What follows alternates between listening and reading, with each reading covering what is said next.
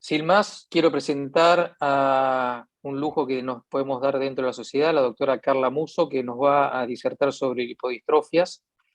La doctora Musso es médica endocrinóloga, coordinadora de diabetes en Fundación Favaloro, es staff del Servicio de Endocrinología y Metabolismo, vicepresidenta actual de la Sociedad Argentina de Diabetes e investigadora de la NIH, codirectora de Diplomatura de Diabetes en la Sociedad Argentina de Diabetes y codirectora de Diplomatura en Cirugía Metabólica de la misma entidad, el SACO Austral, hoy directora del curso de Diabetes y Enfermedad Cardiovascular de la Sociedad Argentina de Diabetes y la Federación Argentina de Cardiología. Carla, muchas gracias y bienvenida. Bueno, muchísimas gracias. Buenas noches a todos. Muchísimas gracias por la invitación para hablar de este tema, que son las lipodistrofias, que es un tema que me apasiona desde hace muchos años, después de haber trabajado 3 años en el NIH y haber vuelto a Argentina un poco a seguir en esa misma línea. Tratando personas con lipodistrofia, formando la asociación para pacientes con lipodistrofia que presido junto con la doctora María Eugenia Andrés y la doctora Laura Major, y bueno, siempre tratando de hacer difusión de esta enfermedad poco frecuente pero tan grave que son las lipodistrofias. Estos son mis conflictos de interés. Y hoy vamos a empezar diciendo qué es la lipodistrofia. Sabemos que es una alteración en la grasa, que son este grupo de enfermedades que se caracterizan por la pérdida del tejido adiposo en ausencia de un estado catabólico, ¿no? La pierden por otros motivos. Y entonces, ¿cuáles son las principales alarmas que se nos tienen que prender con estos pacientes? Porque todos sabemos que no podemos diagnosticar lo que no conocemos, y entonces estos pacientes muchas veces pasan por nuestros consultorios y tratamos de que los vea el médico de al lado, porque realmente no sabemos qué tienen y no sabemos qué hacer.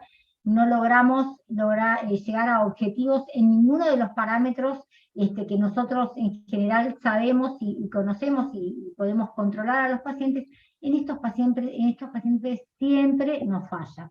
Entonces, lo primero que tenemos que reconocer es que estamos frente a un paciente que es diferente al resto, por el fenotipo, por valores elevados de triglicéridos o de hemoglobina glicosilada, con el mejor tratamiento posible, y esto es algo que tenemos nosotros con ustedes, con los lipidólogos, en común, este tema de la dislipemia tan severa que presentan estos pacientes, y que muchas veces son motivo para que ustedes los vean y nos deriven a nosotros, o por lo menos yo he recibido muchos pacientes de ustedes para ver cómo hacemos y cómo seguimos.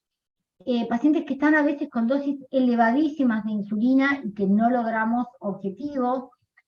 Lo primero que tenemos que hacer es hacer un examen físico exhaustivo, y ahí nos vamos a dar cuenta que realmente estamos ante un paciente diferente. Tenemos que corroborar dónde está la pérdida de grasa, si hay pérdida de grasa, la hepatomegalia. Algo que muchas veces nos llama la atención en estos pacientes, y no es un tema menor, es la protrusión del ombligo, que a veces confunde, y son pacientes que han sido operados por hernia umbilical y simplemente tienen esa protrusión de ombligo porque no tienen grasa a nivel de la pared abdominal, han perdido toda la grasa. Y bueno, y lo ideal es implementar un tratamiento en estos pacientes, el tratamiento adecuado que hoy existe y que debemos conocerlo. Entonces, para hacer una clasificación rápida y fácil de una clasificación que es bastante difícil, que también la vamos a ver, podemos decir que existen las lipodistrofias congénitas, que pueden ser totales, digamos, que pérdida total de la grasa, como son los Berardinelli, o la lipodistrofia congénita parcial, ¿sí? Que es esta lipodistrofia, que es la lipodistrofia parcial familiar, que son los Gangan, los Coverling, que son los más frecuentes, son los que en realidad hoy queremos buscar porque sabemos que existen y que son esos pacientes en los que no podemos llevarlos a objetivo y que en realidad lo que tienen es una lipodistrofia parcial, a veces difícil de diagnosticar porque hay muchísimas mutaciones. Si tenemos un Gangan o un Coverling es bastante fácil, ya lo vamos a ver, pero hay otras mutaciones que son mutaciones nuevas que nos cuesta a veces hacer el diagnóstico de certeza. Y después tenemos las lipodistrofias adquiridas. Adquiridas quiere decir que la adquieren a lo largo de la vida, que comienzan en general en la adolescencia a perder el tejido adiposo, y que comienzan en general con una paniculitis. Entonces son vistos por un reumatólogo que les da como medicación corticoides para frenar esto, le dan metotrexato, y esto no hace más que empeorar el cuadro de este paciente. El paciente que tiene una lipodistrofia adquirida, que se asocia en general con alguna enfermedad autoinmune, va a perder toda la grasa, le den lo que le den de medicación. O sea que, y además si le dan corticoides, empeora el cuadro, empeora su diabetes, y estamos ante una situación más compleja.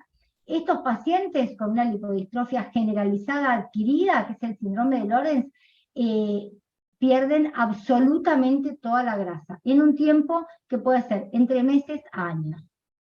Y la lipodistrofia parcial adquirida, que también se asocia a enfermedades autoinmunes, es la pérdida del tejido adiposo a nivel del tronco y de brazos, y un exceso de grasa y de tejido adiposo a nivel de miembros inferiores. Ahora ya lo vamos a ver, y vamos a ver más fotos, que es lo que uno nunca se olvida. Acá tenemos, en este trabajo que es bastante reciente, y muy interesante, donde nos muestra cuáles serían las mutaciones que tienen estos pacientes en la formación del tejido adiposo y las características clínicas. Acá vemos, este es el paciente con la lipodistrofia congénita generalizada, donde ha perdido toda la grasa, que marca la acantosis nigricans, que es por esta insulinoresistencia que es muy severa, es mucho más severa, todo es mucho más extremo que en un paciente con diabetes tipo 2. Tiene estas, una cara y digamos, características acromegaloides, inclusive también en las manos grandes, y este paciente perdió toda la grasa y tiene musculatura, un desarrollo a veces marcado de la musculatura. En algunos casos, en realidad lo que se ve es que no hay tanto desarrollo muscular, sino que la pérdida de grasa hace que solo estemos ante la presencia de los músculos, sin nada de grasa. Y en este caso es esta paciente que tiene la generalizada adquirida, que como ustedes ven también tampoco tiene nada de grasa, lo podemos ver en esta paciente. Y acá tenemos una paciente que nos llegó hace muy poco, una paciente que usa esta pérdida de grasa y este desarrollo muscular como para ganar un sueldo, digamos, y hace de físico-culturista. Esto es Argentina, está en Santiago del Estero, y tenemos también una paciente en Brasil que hace exactamente lo mismo, ¿no? Porque han perdido toda su grasa. Una forma de diagnosticar, porque bueno, claramente el test genético nos resulta bastante costoso en Argentina, entonces siempre buscamos formas de ver cómo podemos evitarlo y basarnos en la clínica. Nosotros decimos que la lipodistrofia, el diagnóstico es clínico. Acá vemos que la lipodistrofia congénita tipo 2 se puede diagnosticar, el diagnóstico está en tus manos. ¿Qué quiere decir esto? Que tenemos que examinar a los pacientes. Fíjense que tiene una característica muy importante, que es la pérdida de grasa en las manos. No tienen nada de grasas en palmas y plantas. Y esto hace que el paciente se queje por dolor al caminar. Yo tengo algún paciente que se tiene que bañar con zapatillas, o con crocs o con algo, porque no puede estar descalza por el dolor que le genera caminar, por haber perdido la grasa a nivel de sus plantas, las plantas de los pies. Y lo mismo vemos en las manos. Entonces, esto es observar al paciente. En cuanto a las lipodistrofias parciales, tenemos las dos más típicas que yo les decía, que si el paciente viene con un Danigan o un Coverlin, bueno, es bastante fácil, porque el Danigan es una paciente que viene con grasa en la cara y en el cuello, y entonces se nos presenta como una paciente que podemos diagnosticarla con acromegalia, o podemos sospechar una cara de luna llena como en un Cushing, pero solamente viene, por supuesto, con insulinoresistencia, diabetes que no podemos manejar, niveles de triglicéridos con algún episodio de pancreatitis, pero solamente con desvestir a esta paciente hacemos el diagnóstico. Tiene grasa solamente en como les mencionaba, en cara y cuello, y está totalmente deprivada de grasa a nivel de su cuerpo. Lo mismo si viene una paciente con un Coverling, es una paciente que ha perdido su grasa en los brazos, en las piernas, y tiene mucha grasa a nivel del tronco. ¿Sí? Ahora vamos a ver otra foto que lo grafica mejor. Y por último tenemos las adquiridas. Esta es la lipodistrofia parcial adquirida, que yo les mencionaba que lo que pierden es en el tronco y en los brazos y en la cara, pero gana una enorme cantidad de tejido adiposo a nivel de miembros inferiores. Esto podríamos decir que las mujeres que vemos caminando por la calle tenemos este aspecto, pero la realidad es que esto es muy exagerado. Fíjense lo que le pasa a esta mujer, fíjense esas piernas, no pasan desapercibidas. Esto no es una persona que tiene un poco de grasa en las piernas, es realmente algo que nos tiene que llamar la atención, pero sí tenemos que revisar estos pacientes para poder hacer diagnóstico. Y acá, en este artículo, también son todos artículos bastante recientes, vamos a ver un poco con, digamos, fotos que siempre nos enseñan mucho, cómo podemos hacer diagnóstico de esta paciente que tiene un Coverling, un síndrome de Coverling, donde vemos estas piernas sin nada de grasa, los brazos, ¿sí? Muy adelgazados y sin grasa, pero vemos este abdomen prominente, sí, que nos llama la atención, sumado a la hipertrigliceridemia y al trastorno metabólico. ¿Sí? Lo mismo en esta paciente, que es un Danigan, fíjense la cara, a esta paciente le hacemos diagnóstico con la cara, y después vamos a revisar el cuerpo y nos encontramos que no tiene grasa. La de tipo 3, que es otra mutación, se nos hace un poquito más difícil porque no están tan marcados estos aspectos como las dos anteriores. Por eso, en la medida que las mutaciones son diferentes, se nos va haciendo un poquito más difícil.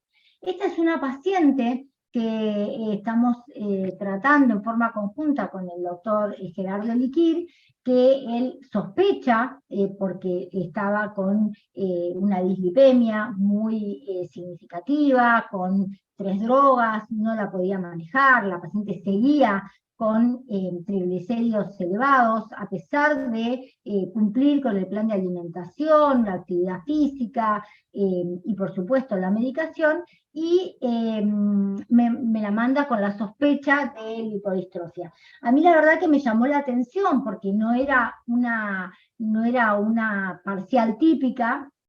Ella decía que su madre era parecida a ella, que es una pregunta que siempre debemos hacer, a quién se parece, si hay alguien en la familia con características similares, pero la realidad es que a mí no me terminaba de convencer ponerle el rótulo de lipodistrofia sin un genético. Y bueno, pedimos el genético el año pasado, y fíjense que vino el genético con es la variante tipo 4, con una mutación autosómica dominante, y en este gen, ¿sí? Con una mutación en este gen que es realmente bastante poco frecuente. Fíjense que hay muy pocos casos reportados. Acá no es que no hay, la verdad es que hay 2 o 3 casos reportados en el mundo, así que bueno, tenemos esta paciente en tratamiento. Lo que tiene básicamente esta paciente es la dislipemia, como les decía, de muy difícil manejo, y tiene una esteatosis severa. Ella no tiene diabetes hasta el momento. Así que bueno, un poco la duda de implementar o no tratamiento por este hígado graso que va a evolucionar claramente. Todos conocemos cómo evoluciona el hígado, la esteatosis severa. Otra de las características, acá vemos los lipomas, la acantosis nigricans, que es muy marcada en estos pacientes, la flebomegalia, que en realidad es producto de la pérdida de la grasa, y la hipertrofia muscular en muchos casos. Esto claramente es una mujer, fíjense el aspecto que tiene. Por supuesto, estos son pacientes que tienen trastornos psicológicos severísimos, porque, bueno, parecen hombres disfrazados de mujer, y entonces, bueno, tienen todo tipo de situaciones hoy en la calle. Muchas veces llegan a la consulta llorando por todas las cosas que les dicen. Esto nada, les cuento esto porque realmente cuando llegan llorando de todo lo que le dijeron en la calle es muy triste, pero les aseguro que esto pasa muy a menudo. Estos también son las características, la acantosis, ovario poliquístico. El 99% de las mujeres con lipodistrofia tienen ovario poliquístico, o sea que lo tenemos que buscar. Esta es producto de la hepatomegalia que tiene esta paciente, y esto es como nacen los Berardinelli, ¿sí? Por eso el diagnóstico de un niño que nace con un Berardinelli, con una lipodistrofia generalizada congénita, es muy claro, es muy fácil de hacer en este momento en una neonatología medianamente entrenada. Ven un niño que no tiene nada de grasa. Si es mujer, le hacen una ecografía y ya en este momento tiene poliquistosis ovárica, aunque no lo crean. Tenemos fotos de ovarios de niñas de meses ya con poliquistosis. Y lo que les mencionaba como un dato no menor es lo que se conoce como hernia umbilical, que es simplemente la protrusión del ombligo por no tener grasa a nivel de la pared abdominal. Y entonces acá, yo para no confundir tanto, marqué las dos situaciones de pacientes con lipodistrofia generalizada, tanto congénita como adquirida, y entonces vamos a ver cómo tienen una pérdida de la grasa a todo nivel. Fíjense en los pies, por supuesto a nivel del abdomen, ¿sí? de los brazos, ¿sí? Y en el caso de la lipodistrofia parcial adquirida, que era la paciente que les mostraba con mucha grasa a nivel abdominal, fíjense el exceso de grasa en algunos sitios. Cuando vemos este DEXA, donde se usa color para destacar las zonas con grasa, podemos ver acá en las lipodistrofias parciales. Estas serían las parciales. Estas son las Danigan, que tienen grasa a nivel de cara y cuello, ¿sí? Estas son las Coverlin, que tienen grasa a nivel abdominal. Y acá tenemos la adquirida, fíjense, la parcial adquirida con la grasa a nivel de miembros inferiores. Esto es comparándolo con una persona, hombre o mujer, con obesidad, o esto es una persona, un control normal. Esta es la clasificación. Fíjense que cada vez las clasificaciones se ponen más difíciles, de todo lo que son las congénitas, las lipodistrofias adquiridas, que bueno, por supuesto están, como les decía, las generalizadas y las parciales, y tenemos también localizadas. Tenemos algunos pacientes también con lipodistrofias localizadas. Esto sigue siendo cada una de las mutaciones, las características mínimas, características diferentes de acuerdo a la mutación, del gen de la mutación, donde esté la mutación, y acá esta es, dentro de lo que son las parciales, la que tiene nuestra paciente, la que compartimos con Gerardo. Entonces, bueno, todos conocemos, por supuesto, la importancia del tejido adiposo como órgano endocrino. No nos vamos a detener en algo tan obvio, pero mostrarles que a nivel que se va, en la medida que se va diferenciando el tejido adiposo, estas mutaciones, cuando se dan, van a alterar algunos de los pasos, que vendría a ser un aumento de primero un aumento de la formación de la diferenciación de este tejido adiposo, o por otro lado, un aumento de la apoptosis, que es lo que lleva a la desaparición de este tejido. Y entonces, yo siempre me gusta hablar de lo que es la paradoja del tejido adiposo. En obesidad nos quejamos por mucho, en lipodistrofia nos quejamos por poco, ¿sí? Y todos los dos caminos nos llevan a la insulinoresistencia. Pero quienes hemos tratado lipodistrofia, pacientes con lipodistrofia, sabemos que la insulinoresistencia y el trastorno metabólico es tanto más severo cuando no tenemos tejido adiposo. Y entonces este es uno de los primeros trabajos que se hicieron en el año 2000. Fíjense que la leptina la descubre Friedman en el año 1994, y a partir de ahí tuvimos cientos de miles de trabajos hechos con leptina, pensando que era la droga de la obesidad y que era la droga que íbamos a poder utilizar para deshacernos de la obesidad. Claramente no fue así. Después se descubrió esto de la leptinoresistencia, porque claramente las personas con obesidad tienen altos niveles de leptina. Lo que pasaba y lo que hizo acá Gavrilova, esta investigadora rusa que trabajaba en el NIH, fue tomar uno de estos ratones con lipodistrofia, ven la hepatomegalia que tiene, nada de grasa, cero grasa, tiene hiperglucemia, hipertrigliceridemia, y le hizo un trasplante de tejido adiposo de ratón blanco, y todos los parámetros revirtieron. Fíjense acá cómo mejoró el peso, porque este ratón pudo empezar a comer menos. ¿Sí? Al no tener leptina, que actúa a nivel del hipotálamo, del centro de la saciedad, comen de una manera voraz, no pueden parar, no tienen saciedad directamente. Esto nos pasa con los pacientes y nos complica muchísimo los tratamientos, el tratamiento de las dislipemias y de la diabetes. Los niveles de insulinemia disminuyeron, y lo mismo los niveles de glucemia disminuyeron cuando este ratón recibió este trasplante. Lo mismo de los niveles de triglicéridos. Y volvió todo a la casi normalidad, que es lo que nos pasa en los pacientes cuando implementamos el tratamiento.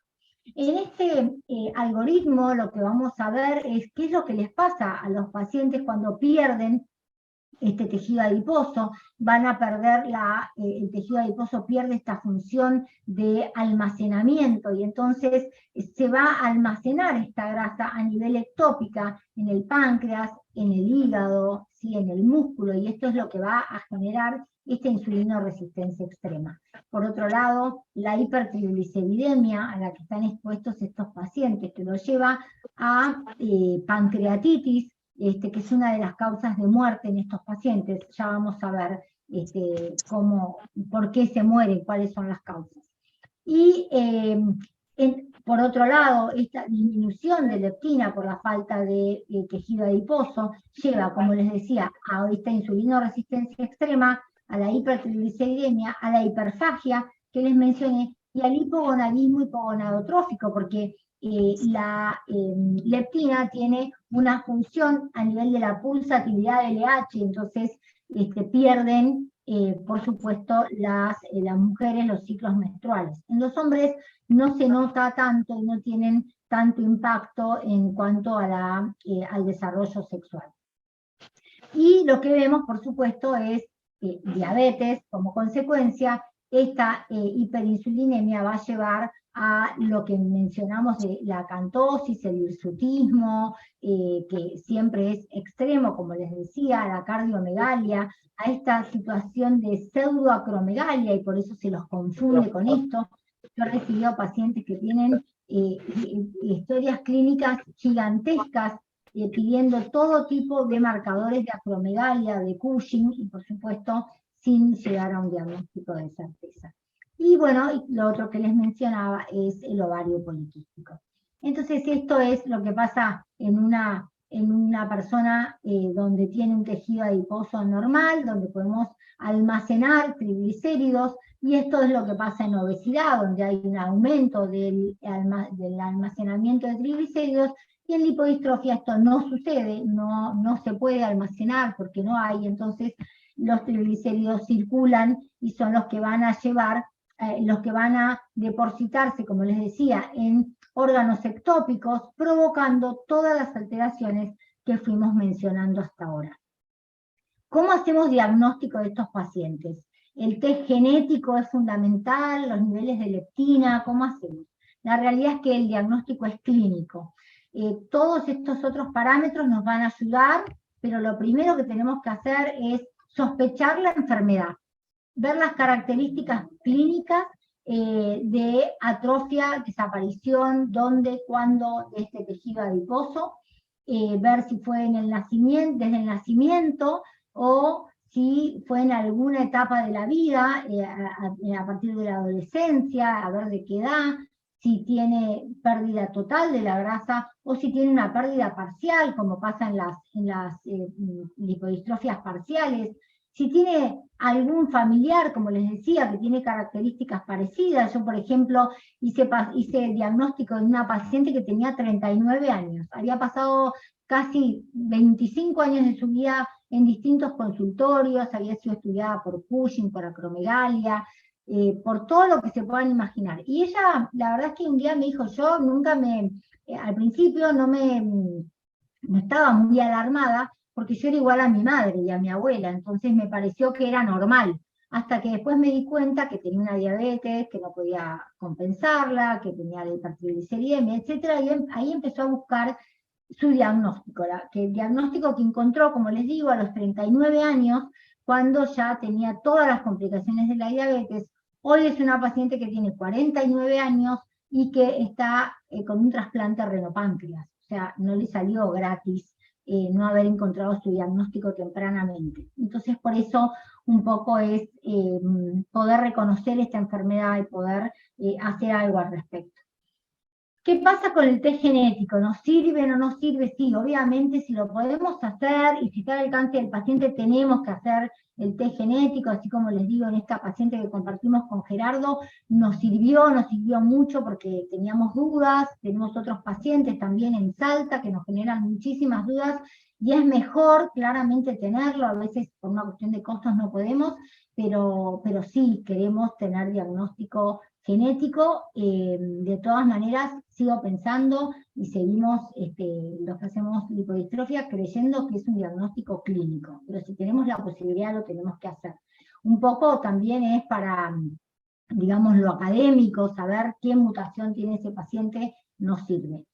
Los niveles de leptina nos sirven, dosamos leptina, y sí, la verdad es que dosamos sabiendo y teniendo el diagnóstico previo, sabiendo lo que nos va a dar esa leptinemia. Porque si tenemos un paciente como esta, que es una lipodistrofia generalizada, esta paciente no tiene leptina, ya lo sé de entrada. Entonces, muchas veces me sirve porque para la obra social, poder demostrar que tiene una leptinemia casi inexistente, nos sirve para pedir los tratamientos. Pero ojo, porque con las pacientes con lipodistrofia parcial que tienen algo de grasa, nos puede dar mal, nos puede dar cualquier cosa, y además nos puede dar alto, nos puede dar más de 4, más de 5, más de 6, entonces nos quedamos ahí a mitad de camino sin saber muy bien qué decir.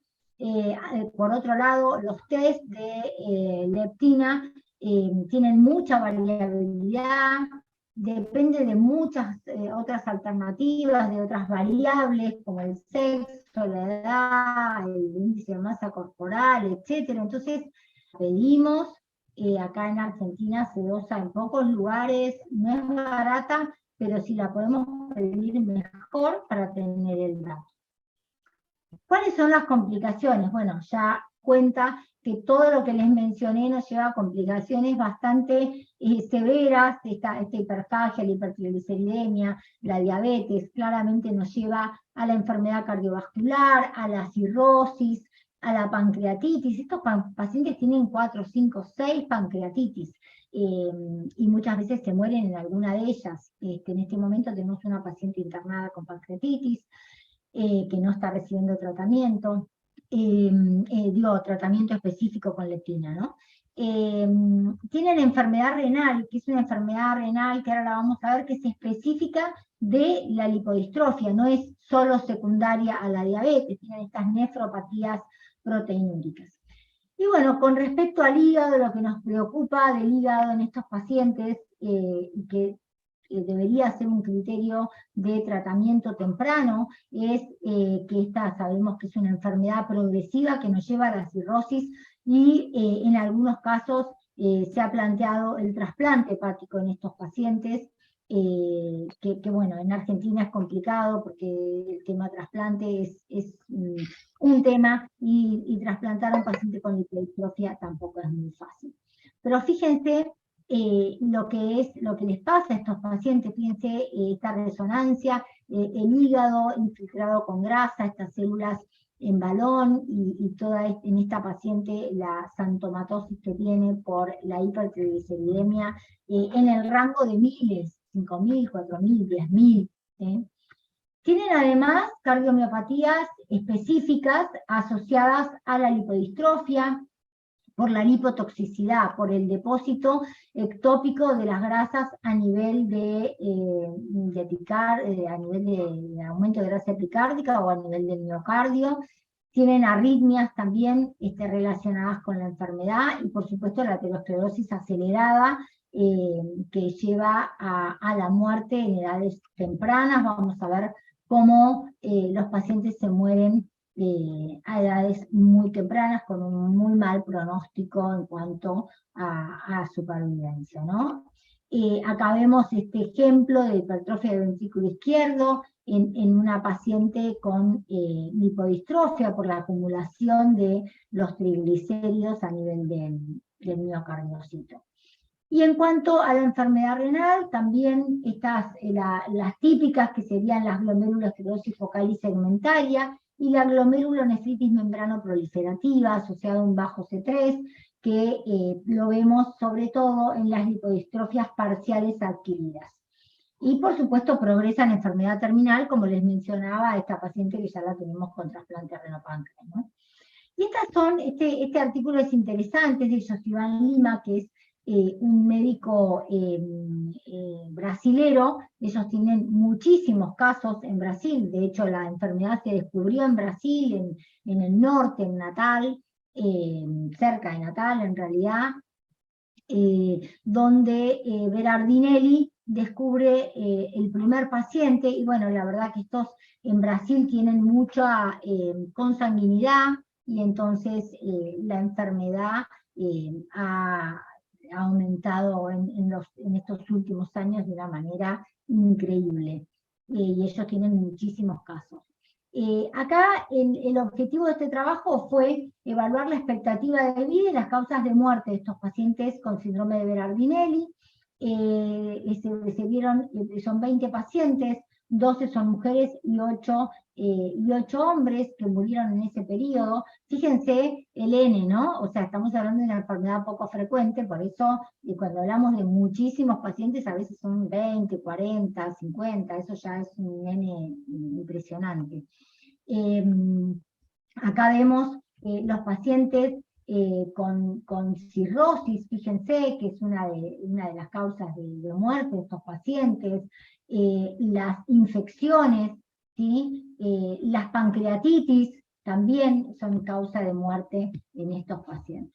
Y acá vemos las causas de muerte estratificadas acorde a la edad. Fíjense, entre 20 y 29 años, son pacientes que realmente se mueren en edades muy tempranas. Y acá vemos la edad y la causa de muerte con cirrosis, con enfermedad cardiovascular, insuficiencia renal, la pancreatitis como otra de las causas de muerte. Entonces, lo que decimos que esta enfermedad, el Berardinelli, acorta la vida de los pacientes 30 años o más, ¿sí? Entonces, por eso todo lo que podamos hacer por el tratamiento de estos pacientes realmente les mejora, no solo les mejora la expectativa de vida, sino la calidad de vida. Y tenemos un trabajo de eso hecho en el NIH. ¿Cuál sería el abordaje terapéutico? Bueno, la idea, por supuesto, es hacer el diagnóstico, ver cuáles son los trastornos metabólicos y vamos a implementar, por supuesto, dieta y ejercicio, pero la verdad es que es bastante difícil que lo cumplan por esto que les decía de la hiperfagia y de la astenia que tienen por estos trastornos metabólicos tan severos, y vamos a implementar las drogas convencionales y la leptina como una alternativa que es realmente el reemplazo de lo que le falta, ¿no? Como sería en un diabético tipo 1 darle insulina, es exactamente igual. Entonces acá lo que se plantea es cómo va a ser el tratamiento. Bueno, por supuesto lo que les mencionaba previamente, todo lo que es el apoyo a dieta, actividad física, etcétera, el apoyo psicológico, las consideraciones cosméticas que se puedan hacer en algunos casos cuando hay mucho trauma, sobre todo por la cara, por la pérdida de la grasa de Billat en la cara, y en los pacientes con lipodistrofia generalizada deberíamos implementar leptina como tratamiento, porque es lo que realmente le falta. Este es el caso que comparamos con un diabético tipo 1. Ahora, en las parciales, que son pacientes que tienen algo de grasa, tenemos que ver qué tipo de trastornos tienen. A veces no requieren leptina, no todos los pacientes requieren leptina y podemos llevarlos muy bien con el tratamiento convencional, pero tenemos que implementarlo con la agresividad que se merecen estos pacientes, ¿no? Con una combinación de drogas, con diferentes mecanismos, y todo el arsenal que tenemos disponible hoy, tanto en diabetes como en lípidos. Y acá es un poco lo que decimos de pacientes que GLP-1 y agonista receptor de GLP-1, inhibidores de SGLT2 es lo que se va a empezar a usar. Todavía no hay trabajos publicados. El 31 de marzo, que es el Día Mundial de la Lipodistrofia, vamos a tener una jornada y Rebecca Brown, que es una médica del NIH, especialista en lipodistrofia, nos va a hablar de inhibidores de SGLT2 y agonista receptor de SGLT1, trabajos que no están publicados todavía. Así que creo que va a ser muy interesante su charla, y la doctora Eli Foral nos va a hablar de lo que se viene en lipodistrofia. Pero lo que tenemos hoy es esto, obviamente tratar de usar insulinas concentradas, no las tenemos en el país, pero es lo ideal porque usan dosis muy elevadas, a veces de insulina.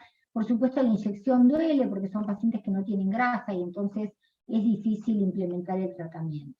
Y la leptina es el tratamiento de elección. La leptina sabemos que es esta adipocitoquina que se segrega en el tejido adiposo en forma pulsátil y que se comenzó a usar en personas en el año 2000. Y que va a tener este impacto tanto a nivel central, como mencionábamos, para inhibir el hambre de estos pacientes, y por supuesto el impacto periférico aumentando la captación de glucosa y oxidando los ácidos grasos, y entonces de esta manera no aumentar y tener las hipertrigliceridemias que tienen y el depósito ectópico de estos triglicéridos. Entonces acá vemos cómo la leptina va a actuar a dos niveles, tanto a nivel del hipotálamo, y entonces aumenta la pulsatilidad de LH y las mujeres empiezan a menstruar, cosa que es fundamental en estas mujeres que están muy traumatizadas por este hecho. Y por otro lado, mejorar la lipotoxicidad, aumentando sensibilidad, disminuyendo lo que es la lipogénesis, ¿sí? Con enzimas que son cruciales en la formación de los triglicéridos. La experiencia clínica del NIH, bueno, acá vemos cómo estos pacientes que tenían lipodistrofia generalizada, ¿sí? Tanto congénita o adquirida, recibieron leptina, y este es el trabajo que se hizo a 48 meses, estos pacientes todos siguen recibiendo leptina. Acá tenemos 6 pacientes recibiendo leptina que fueron a este protocolo del NIH, y por supuesto la siguen recibiendo con buen control porque no tiene taquifilaxia, así que les mejora tanto la hemoglobina glicosilada, la glucemia, los triglicéridos por supuesto, y el volumen hepático, ¿sí? Esto cuando comparamos, comparamos en el tiempo, ¿sí? El seguimiento a nivel en el tiempo también siguen mejorando, y cuando sumamos el efecto de hemoglobina y de triglicéridos, vemos cómo también mejoran y se benefician con el tratamiento con leptina. O sea que es el tratamiento indicado para estos pacientes. En cuanto a, creo que se me pasó uno, estos son los pacientes con lipodistrofias parciales. Como la FDA solamente aprobó la leptina para los lipodistrofias generalizadas, las parciales se quedan afuera, y en realidad muchas de las parciales, por ejemplo, esta paciente que les digo, que tiene un trasplante renopáncreas, es una parcial, pero es una parcial muy severa, con trastornos muy severos, y entonces ella hubiera necesitado leptina en su momento. Y acá lo que están tratando de hacer con este trabajo el doctor Gordon es aprobar la leptina para los pacientes con parciales, que ya está aprobada en Europa, pero no está aprobada en Estados Unidos. Y entonces esto fue demostrando que los pacientes que tienen niveles muy bajos de leptina, que tienen triglicéridos mayores a 500 y hemoglobina glicosilada más de 8, se benefician recibiendo leptina. Pero fíjense cómo mejoraron todos los parámetros en estos pacientes, ¿sí? Tanto de hemoglobina. Sí. Carla, perdón, tenemos 2 minutos, así dejamos después para preguntas. Bueno. Les voy más rápido, cómo mejoró todo la parte hepática también. Este es un trabajo turco que también, la mejoría hepática, perdón, me pasé, me apasiona esto, y entonces esto es cómo se vio después de la leptina, el hígado, ¿sí? Cómo el mecanismo por el cual mejoran los triglicéridos con leptina, ¿sí? Esta es una paciente, esto lo pasamos, cómo mejoró con leptina. Una paciente que recibió leptina, esto es un Berardinelli, dejó de recibir leptina, tuvo pancreatitis y volvieron a instaurarle la leptina y mejoró. Y este es muy interesante porque es calidad de vida, ¿no? ¿Qué piensan los pacientes, tanto con generalizada como congénita, que impactan en su calidad de vida, sobre todo en la hiperfagia, en los niveles de glucemia, en poder asistir al colegio, en tener ganas, en disminuir la astenia que tienen en estos pacientes? Y solamente marcarles la edad de muerte de estos pacientes, 33.8 y 52.2 para los pacientes. O sea, claramente se mueren tempranamente estos pacientes. Y esto es un poco todo lo que les resumí de los efectos de la leptina. Estos son pacientes, es importante reconocer la enfermedad, para poder tratarla, poder saber hacer el diagnóstico. Y último mensaje, y me voy, es diagnosticar pacientes con lipodistrofia parcial. ¿Cómo sospecharlo? Es un fenotipo que nos resulta raro, más dislipemia con 2 o más drogas sin respuesta, tratamiento con el mejor tratamiento para la diabetes sin respuesta, pancreatitis, esteatosis. Pensemos que ese paciente tiene algo raro y derivémoslo a alguien que esté en el tema de la lipodistrofia, que somos muchos los que estamos en este tema. Así que bueno, les agradezco y perdón por haberme pasado de tiempo. Bueno, Carla, la verdad que felicitaciones, completísima tu presentación, la verdad que un placer poderte escuchar.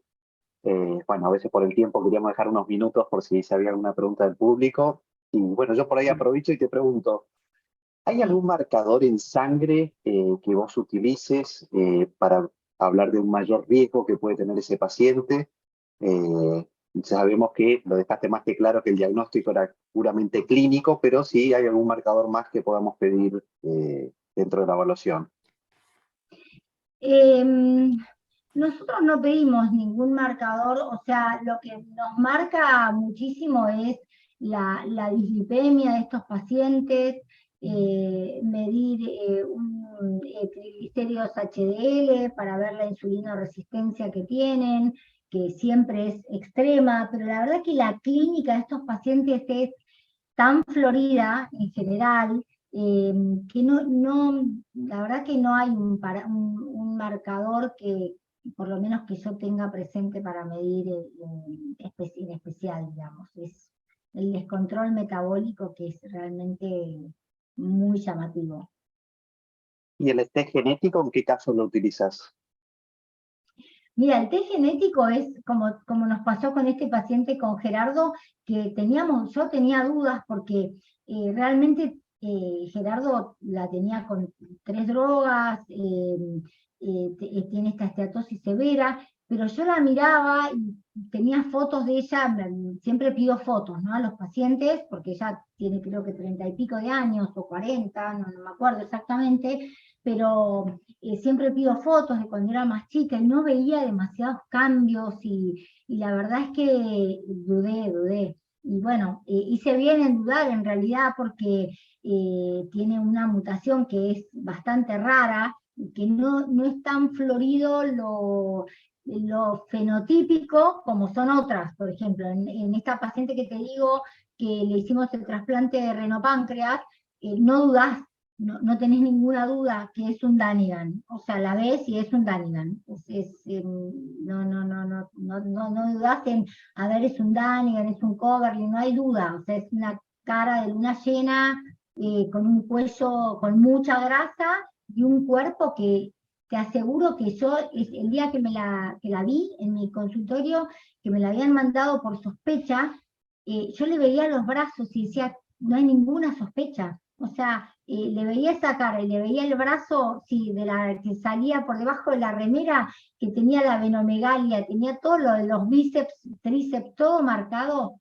La paciente nunca entró a un gimnasio, o sea, bueno, y después la revisé, por supuesto, glúteos, todo, nada, cero grasa, cero.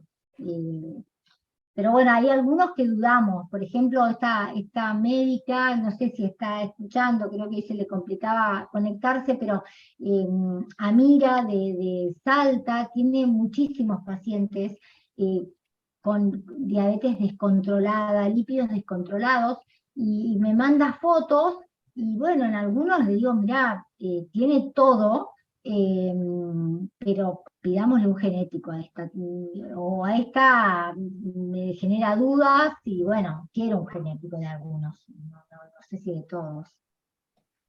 Juan Patricio. Bueno, Carla, felicitaciones, siempre muy clara en tu Bueno, concepto y es interesantísimo. Tengo 2 preguntas en una, pero antes, si razonamos un poco la lipodistrofia como modelo de insulina resistencia y lipogénesis, sería un caso de lipogénesis sin lipólisis, porque estamos acostumbrados en los diabéticos tipo 2, en los pacientes con obesidad, que justamente aparece la lipólisis de los ácidos grasos libres. En este caso, no contaríamos con ese mordiente, digamos, pero sí sabemos que la insulina resistencia estimula todas las vías de lipogénesis. Entonces, pensando en ese mecanismo en relación con la insulina y la dislipemia, estos pacientes tienen, por un lado, dislipemia severa, ¿sí?, sobre todo hipertrigliceridemia, con pancreatitis recurrente. Nosotros desde la Sociedad Argentina de Lípidos hace ya 3 años empezamos con un registro de hipertrigliceridemia severa, tratando de detectar un síndrome, que es el síndrome de quilomicronemia familiar por déficit lipoproteinlipasa, que se asocia con pancreatitis, igual que en este caso. De hecho, tendríamos que los lipidólogos o los internistas, los generalistas, todo el mundo tratar de hacer este diagnóstico diferencial. Y ahí va mi pregunta, si es más importante el riesgo de pancreatitis en tu experiencia o el riesgo de enfermedad cardiovascular.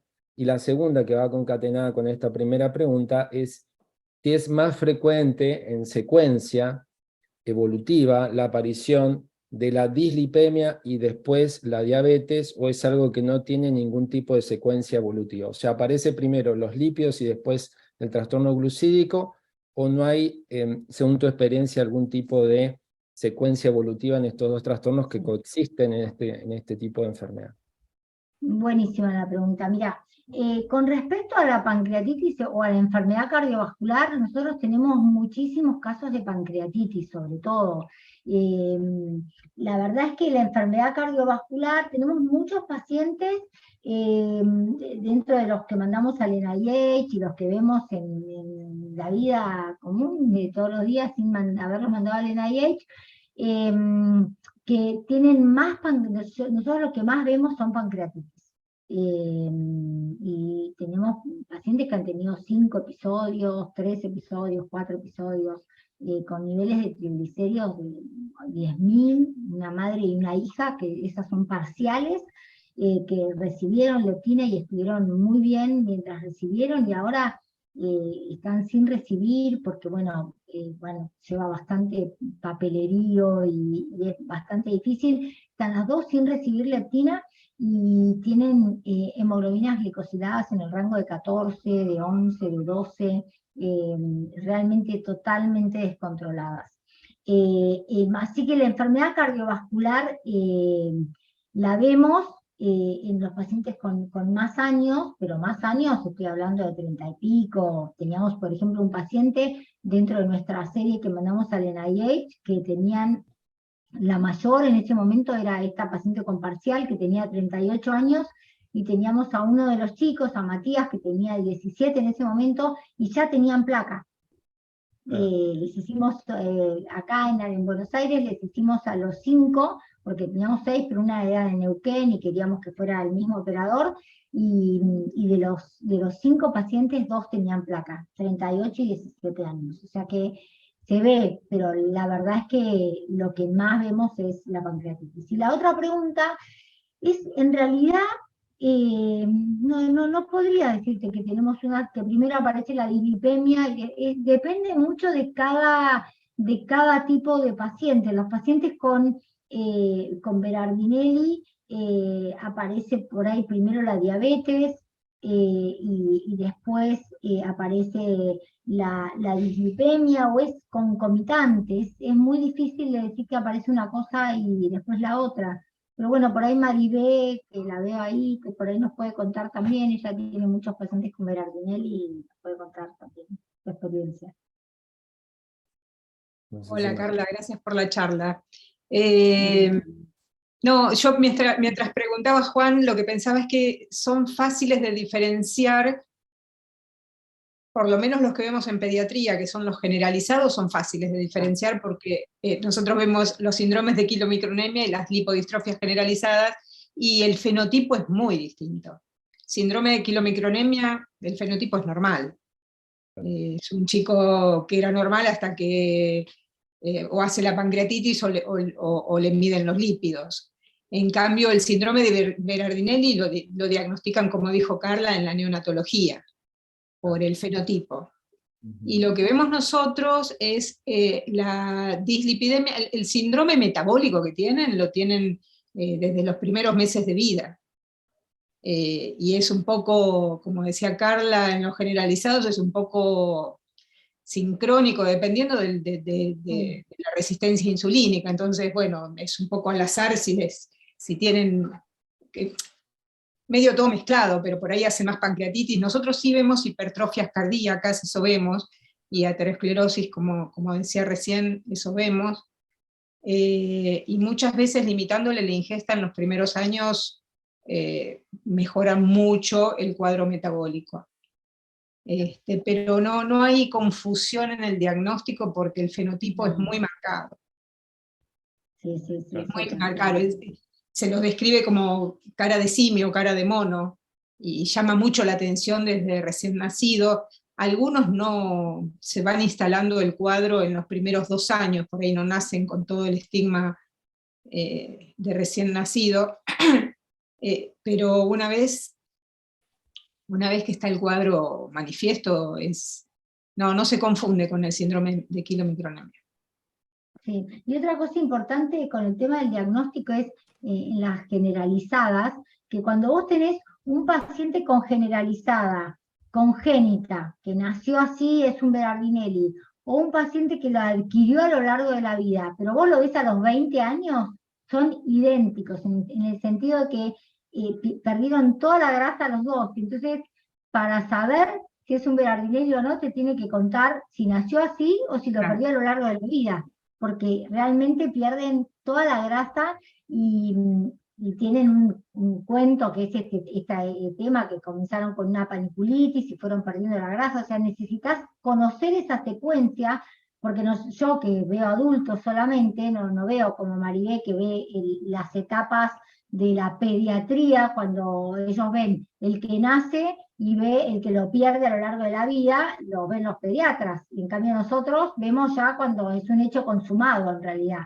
Ahora me mandan chicos de pediatría, pero en general ya vemos pacientes adultos que te cuentan la historia de lo que les pasó. Así que eso también es para hacer el diagnóstico diferencial, ¿no? Entre una adquirida o una generalizada congénita.